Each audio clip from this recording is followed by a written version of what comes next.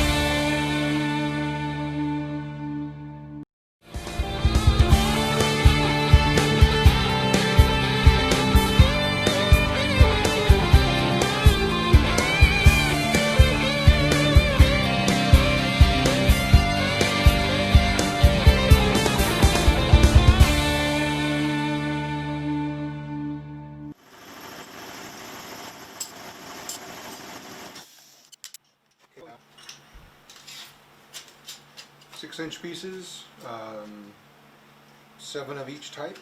So now we need to go back to the big grinder back there to make sure all the surfaces are nice and clean. Good? Okay. Alright, so I'm just going to take this 36 grit belt and get all of there's a mill scale, there's a small layer of basically rust on all of these, so I have to take all that off and get a nice clean steel in order to make this work right.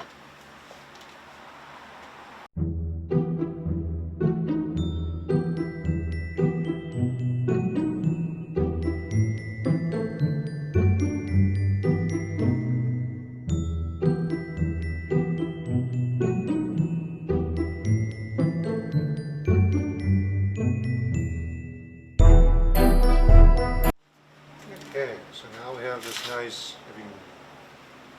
clean steel with all the grind lines going across. That's so when we put the flux on it, the flux has an easy way to get out. If you put the grind lines lengthwise, then the flux doesn't have a path to get out of it. Okay, next step is to go over and stack these up and arc weld one end together. Alright, so back over to the handle area. The toys. The toys. Okay, ready? Yeah.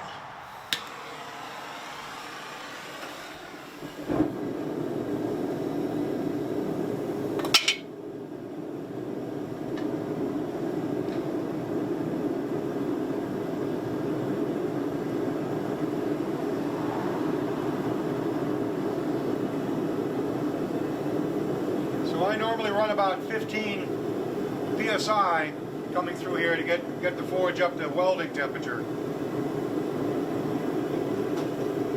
Most of the time it's only at like 10 or so, it works okay.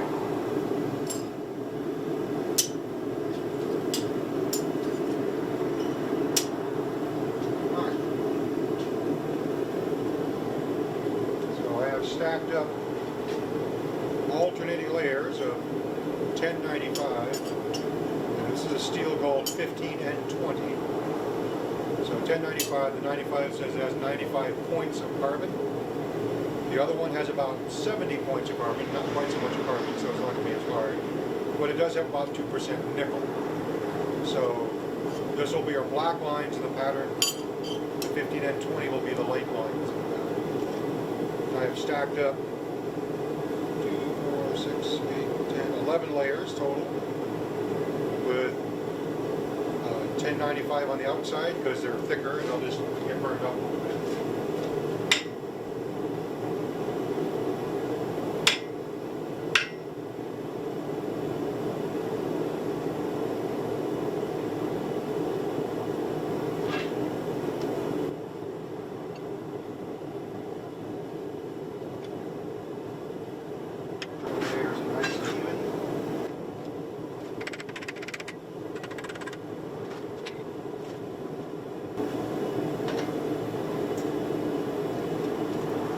I'm going to do some arc welding.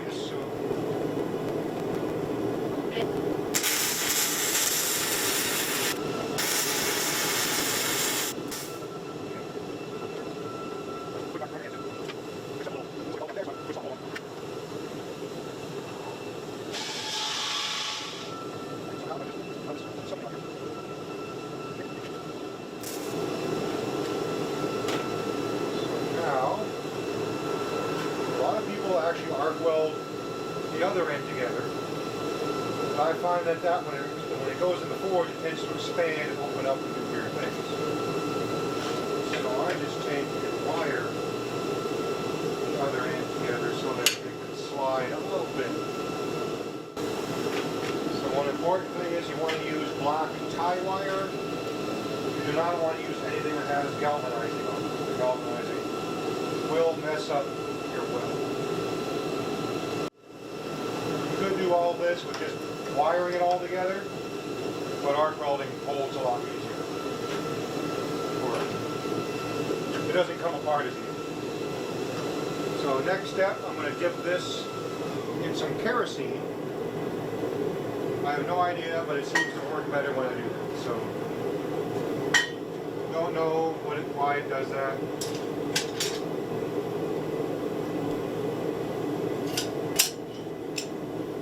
End up with some extra pieces. These two will get folded in later. This one's basically just extra.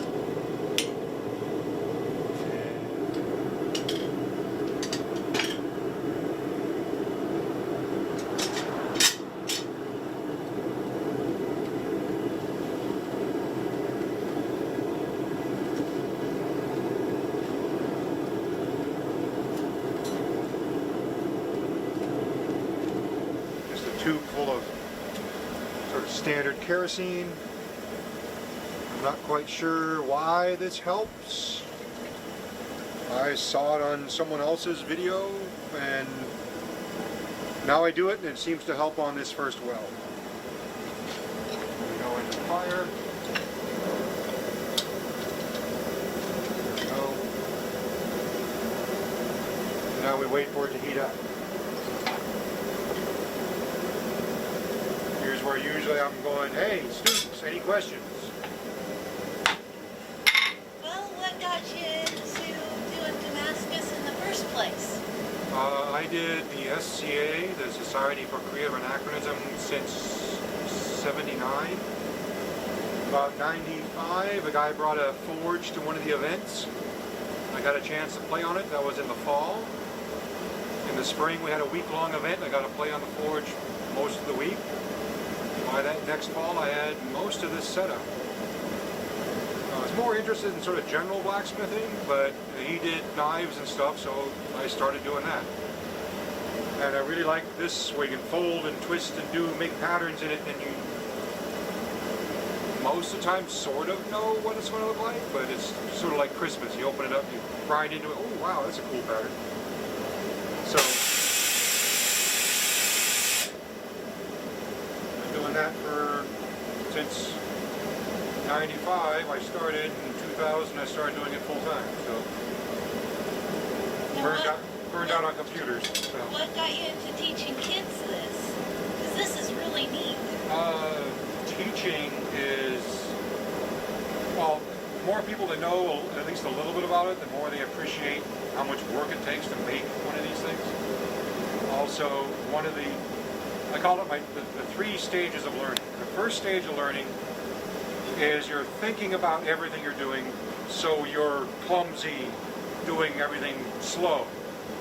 The second stage, people call it muscle memory, but it's really moving from the thinking brain back to the lizard brain in the back here. And so now your eye sees it, your arm does it, and you get good at it. There are people who are naturals who do that, go to that second stage very fast. They're rotten teachers because they don't know what they're doing. They just do it. So the one way to really know what you're doing is try to teach people.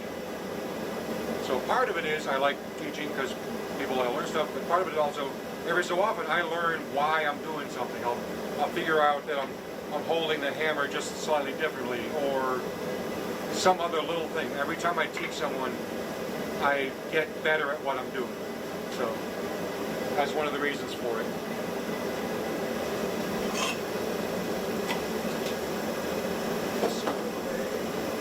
Now, do you have a question for us watching this? Or me filming this? Because I'm watching and I think this is awesome. No, as long as you're enjoying it, that's all that really matters. Keep going. Have lots of fun making fire and sparks and stuff. So this is going to take a while because it's just a mass of steel that get up hot. So the forge is a propane forge. It's a home-built sort of thing. When I first started, I did buy a commercial one that lasted like 5 years. 5 or 6 years. And eventually it burns up, and by then I learned how to make my own burners and stuff, and about half the cost. So, and these burners have been on there for 15, 20 years. So once this wire gets kind of glowing, we want to start putting flux on it. Flux is, in this case, borax. It's anhydrous borax, so I get it at a ceramic supply shop. It has all the water removed. 20 multene standard borax works just fine, but it's got water in it, so when you pour it on the hot stuff, it goes foam and it sort of falls off. So to use up a lot of it, you could take it and bake it in your oven for a while to get the water out. But this works just a little bit better. So when I add to that, I got 10 parts borax to 5 parts boric acid, which is a powder form. That makes it work a lot better. And then I added 1 pound of fluorspar, some weird stuff, and that makes it work even better. Instead of failures of like 1 in 10 failures, now I have like 1 in 20 failures. It doesn't make it perfect, but you can do everything exactly right. Some days it just doesn't want to go together.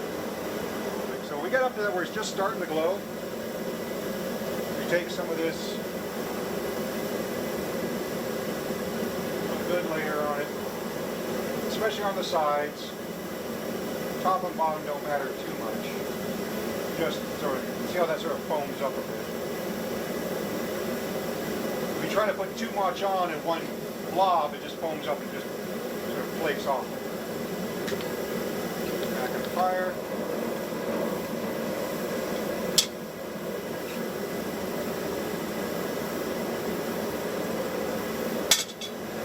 Now, how many people have you told them that that's hot, don't touch? That's usually the first thing I say. The first basic safety of the shop is, 1, it's hot. 2, it's still hot. It'll be 800 degrees before you see it glowing at all. So that's why normally I don't use gloves. You just are very, very paranoid about what you're doing. So always test with the back of your hand, because when you burn yourself, if you burn the back of your hand, you can keep working. It hurts like hell, but that's fine. If you burn the inside, it's like, okay, you're just done for the day. Because you, especially if it's on your hammer hand, now you'd be flinching every time you try to hammer, and you'll learn to hammer wrong. So I've had students burn their hammer hand. They go, okay, come back in a week or so when it's feel done, because you won't hammer right. And especially when you're learning, you got to get that first day or so of hammering correctly. Otherwise, you develop bad habits. So normally I don't use a glove on, especially my hammer hand, because I can't really feel the hammer. So I'm doing a little, making a handle on this for something to hold on to.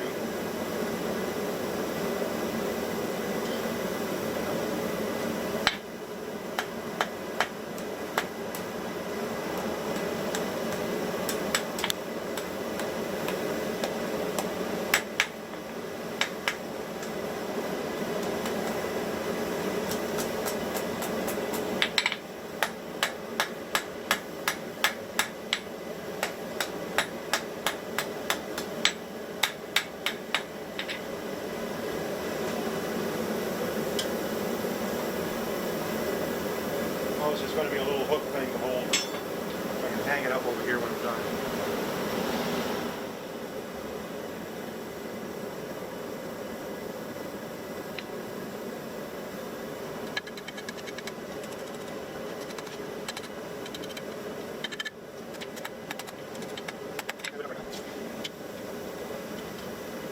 So I'm going to use this, what I call is a touch rod. Basically, I'll take the end of the rod when it gets hot and touch the billet, the bar, and it will actually try to weld itself to the outside. It'll stick. When it sticks, that means it's ready to start welding, or the hammer forged together. So I first have to make the very end of it a little bit more pointy, so it works a little better. And then I think that bar is about ready. I might have to flux it one more time, because the flux sort of wears off after a while.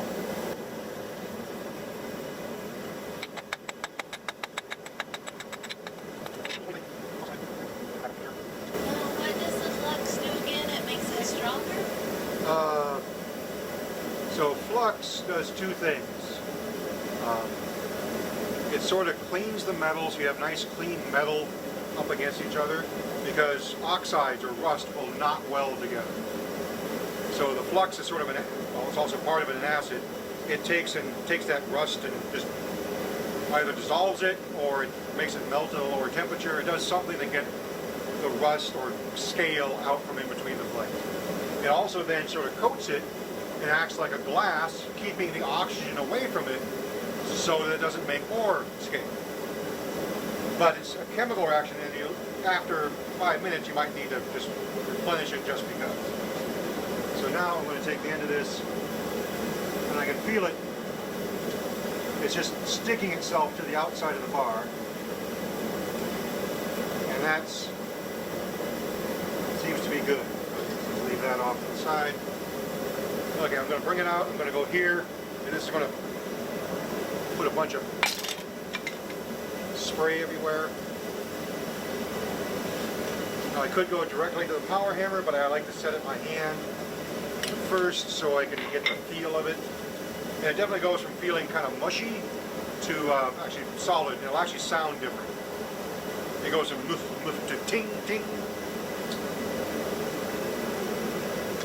Okay, ready?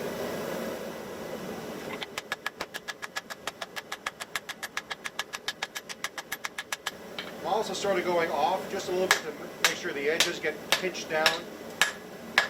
And I can definitely feel from that it feels very solid.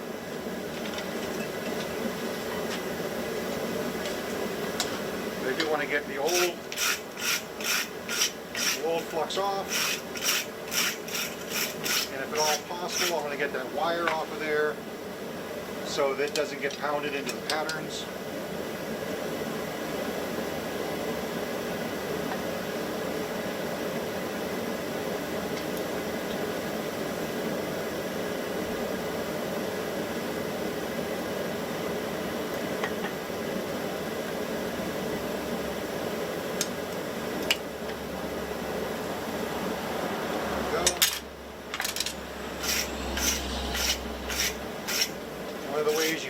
it's working is if the bar is cooling off evenly. If one part's not welded, it'll cool off faster than the rest of it.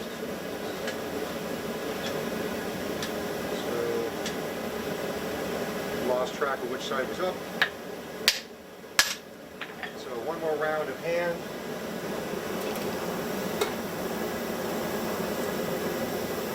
Hand pounding to make sure the weld is set.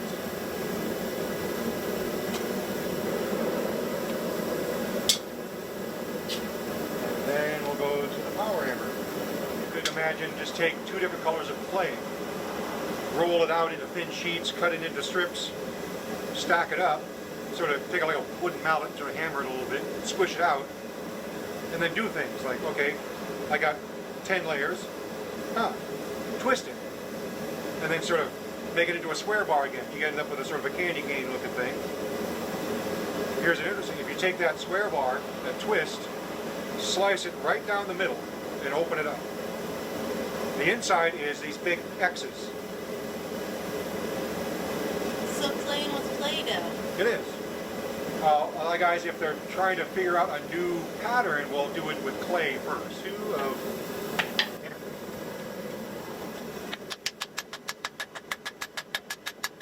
Worked. You see, I'm not having to hit it very hard. I am using a very heavy hammer. If you try to hit it too hard, it just bounces the layers apart.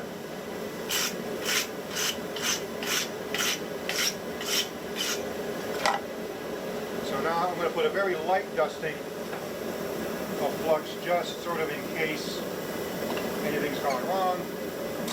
Actually, mostly to make sure that the touch rod sticks to it. So next I'll be coming over here. Well, somebody mentioned that they've seen this guy who was on this really famous show, and he had one of these special tools over here. He got excited over that because he didn't have to use the handle. It's like, oh, he's got one of those. Oh yeah. Literally, I made my second Damascus knife. It took 2 weeks, about 2 hours a night, with friends with sledgehammers. And after that was through, I'm not doing that again. My arm was like, so I got the power hammer to do all the just heavy smacking. Okay, that's feeling up to temperature again. All right, you're going to want your ears on for this. Ears and actually, it'd probably be a good idea to have safety glasses or something on. Regular glasses are fine. All right, ready? Power hammer time.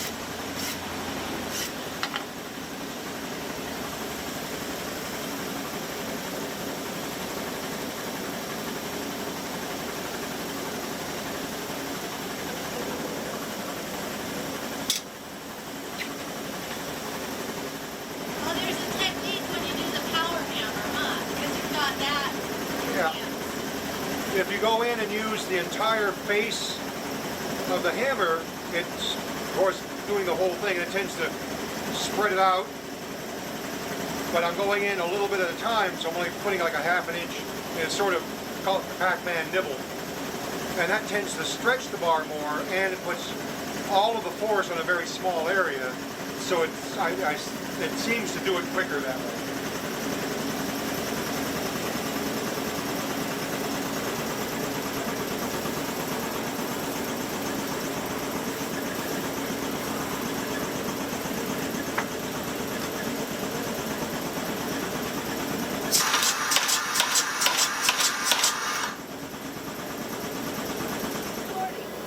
Recording.